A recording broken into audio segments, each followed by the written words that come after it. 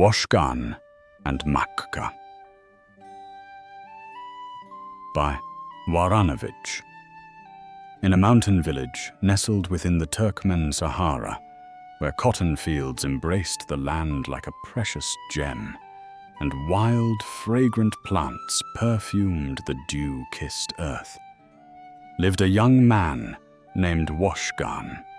A poet by soul, he possessed neither fame nor fortune, and knew no trade beyond shepherding to illuminate his future.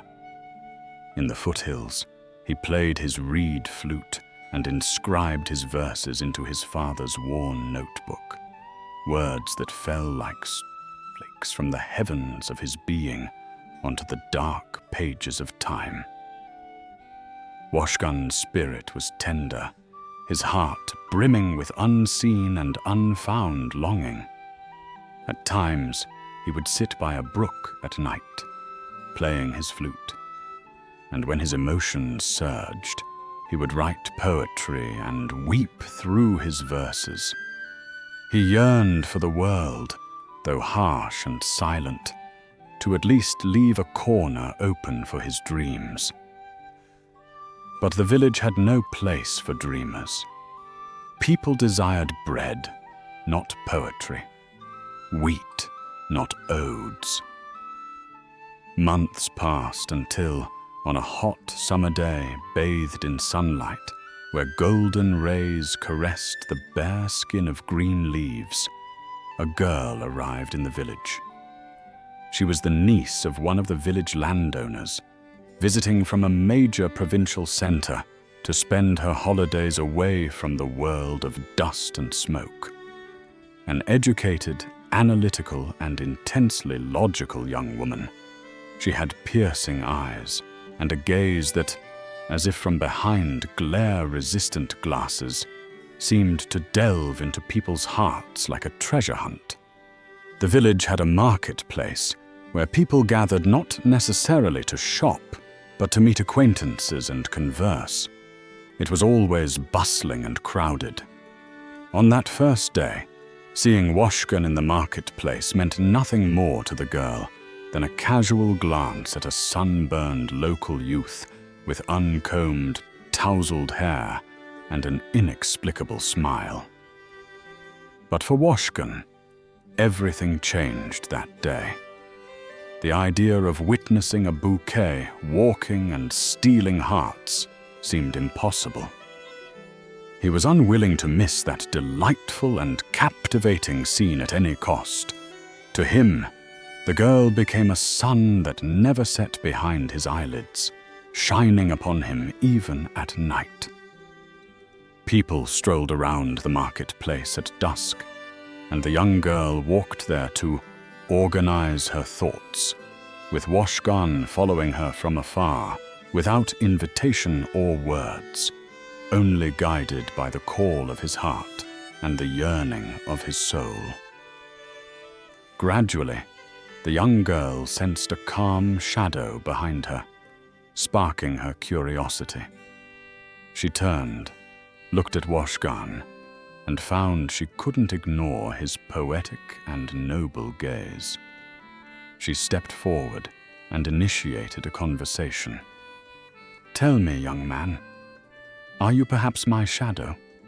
I mean, have you agreed with my shadow to follow me together?" She awaited a response. The boy first laughed, then hesitantly spoke. "Oh dear traveler and gracious guest, I wish to walk shoulder to shoulder with you and, with the light of your sweet smile, dispel the bitterness and darkness within me." Then, embarrassed, he added, "Greetings. Welcome to our village. I am Woshgan, the village poet." The girl, surprised by Woshgan's manner of speaking and behavior, exclaimed, "Wow! I didn't know the young men of this village were so courteous and well-mannered. I'm Machka, here for the holidays. Pleased to meet you. Would you like to walk and talk?" Woshgan, unprepared for such a proposal, extended his hand to shake hers, but quickly withdrew it, realizing his hands were dirty, a look of shame appearing on his face.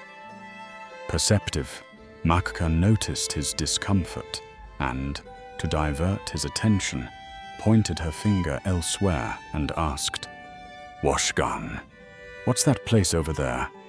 Those few houses atop the hill?" Woshgan replied, "That's the upper village. Would you like me to take you there? I know many people there." Machka thanked him and said, "No, I haven't seen all of your village yet." And they continued walking and conversing. Machka spoke about books, the world, ideas, politics, philosophy, and various other topics.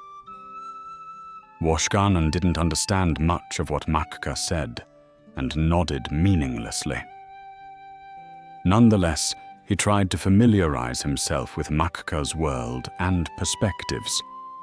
Machka, in turn, sensed something in Woshgan's voice that made her ponder, a kind of sincerity and honesty that even her knowledge and logic couldn't overlook. The next day, when they met again, Machka told him, "Woshgan, you could become a great poet, but not here. This village will kill your dreams." Woshgan replied, "My dreams? I have no dreams. My only dream is that whenever I see you, you don't just pass by. Come, stand, and glance at me. Let your magical smile flow on your lips, so I become a poem whose every word is your name." Then he lowered his head and laughed. Machka wasn't alarmed by Woshgan's mysterious laughter. On the contrary, her heart trembled. She just didn't want to believe it, for such heart tremors didn't align with her daily life plans. Seeing Machka's hesitation, Woshgan said, "You know, I had a strange dream last night. I dreamed I planted my heart in a garden, and from it grew a plant whose flowers resembled your face." Machka looked at him dreamily and laughed, saying, "No lover could say anything more poetic than that. Write a poem about it." Summer ended, and Machka left the village. She had said she would return, but her return remained only in words. Once she sent a message to Woshgan, and then again. Gradually, silence built a wall between their two disparate worlds. Autumn came. Woshgan fell ill, not with ailments treatable by doctors, but with that kind of romantic self-forgetfulness that, like a poisonous thorn, pierces the soul and daily wounds the body more. Time passed, and winter arrived, though without snow. Yet the mountain streams were frozen. In that bitter silence, Woshgan was no longer in the foothills. People said he had left. His father said, "He left years ago, the moment he said love is the gaze of someone who never returns." When spring arrived, the village turned green again, but no one heard the sound of nightly songs anymore. Only occasionally, the wind among the branches carried tunes that no one had written. The old trees couldn't believe that a girl with magical eyes could have silenced a poet. And Machka? Perhaps one day, amidst the city's hustle, beside a bookstore, she would leaf through a book whose first page read, "For the girl who didn't believe in me." And she would pause for a moment, but not for Woshgan, rather for herself. A year later, on a moonlit and starry night, the sound of a reed flute was heard from afar. The night awoke and roused the villagers. Woshgan had returned because he had heard from a relative of Machka's mother, living in another village, that Machka had disappeared in the city. They said she had been arrested during a surprise raid, along with a group of political activists, by the regime's mercenaries, and taken to dreadful prisons and torture chambers. Woshgan had returned to the village to pack and head to the city. The next day, he immediately set off. Penniless, without shelter, but with a heart ablaze with love and unwavering determination. In the city, he first sought out Machka's friends and comrades. When he finally found some of them, he shared his story of meeting Machka. Together they decided to strive for Machka's freedom and devised a plan. They agreed that on the prisoner's visitation day, they would approach the prison under the pretext of visiting and, at a predetermined moment, storm the prison to free the political detainees. Some political prisoners inside the prison were also aware of the plan and ready to cooperate. On the appointed day, the crowd, fists in the air, chanting slogans, marched toward the prison's black gates. The sound of shouts, the scent of blood, and the flames of longing for freedom filled the air. Amidst the chaos, the attackers managed to extract several political prisoners and Machka from the concrete walls. But outside the prison, during the escape, a bullet struck Machka's chest. She fell, her half-open eyes fixed on Woshgan. Her voice from bloodied lips whispered, "You're here." And she lost consciousness. In that turmoil, Woshgan managed to carry Machka away from the scene and get her to a hospital.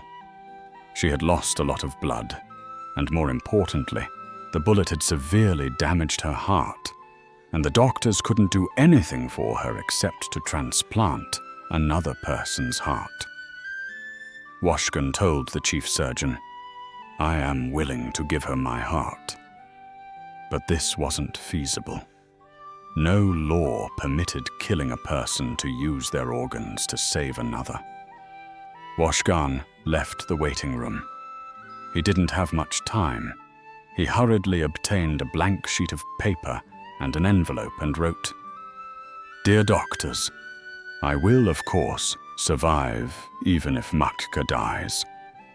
But let me say that my heart will die with Machka's death, and I cannot live with a dead heart.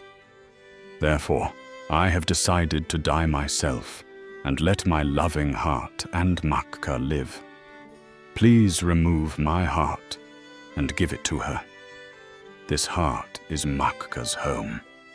Let me return her home to her. My only wish is to hear my heart beating in the chest of the one who gave meaning to my life." He folded the paper, placed it in the envelope, and rushed to the surgeon's office.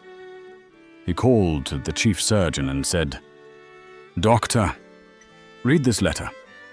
While you read it, I'll go and bring a heart for Machka to transplant."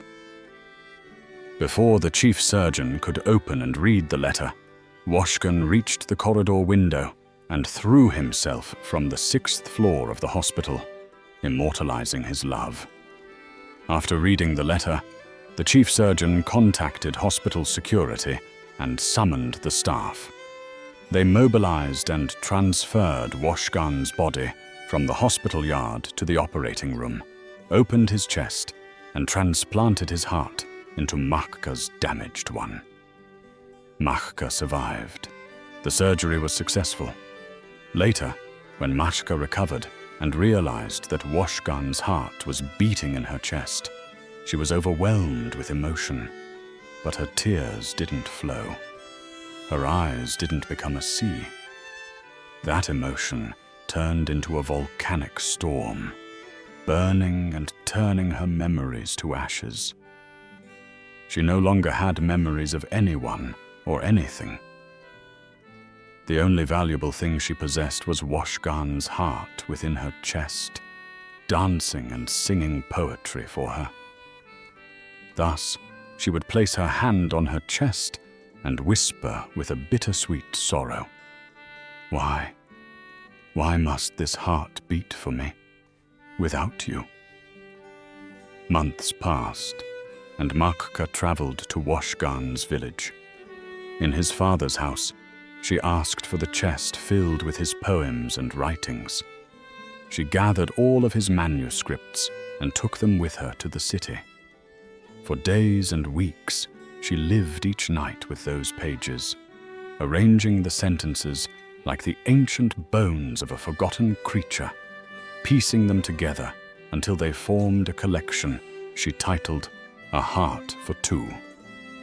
Once her work was complete, she drew a deep breath and placed her hand on her chest, murmuring, "Woshgan, oh Woshgan, what a legend you were, and I did not know. Look, now we both live. You beat for me, and I smile for you. And this ugly, hateful world is crumbling from the beauty we've become." Then, with a voice full of sorrow and flame, she recited one of Woshgan's final poems.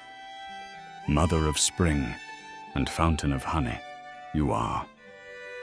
The scarlet smile that blooms in the bare heart of the forest, you are.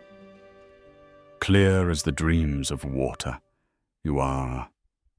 A sunlit melody in the tears of the darkest night, you are. You are dawns blossoming in the languid eyes of the moon, the caress of sea waves upon the rocks of a distant shore. Beauty, beauty, beauty you are, and in the caressing shadow of your embrace I will become the renowned minstrel of legends." Upon reciting the poem, Machka bowed her head, her eyes bathed in tears, and drifted into sleep.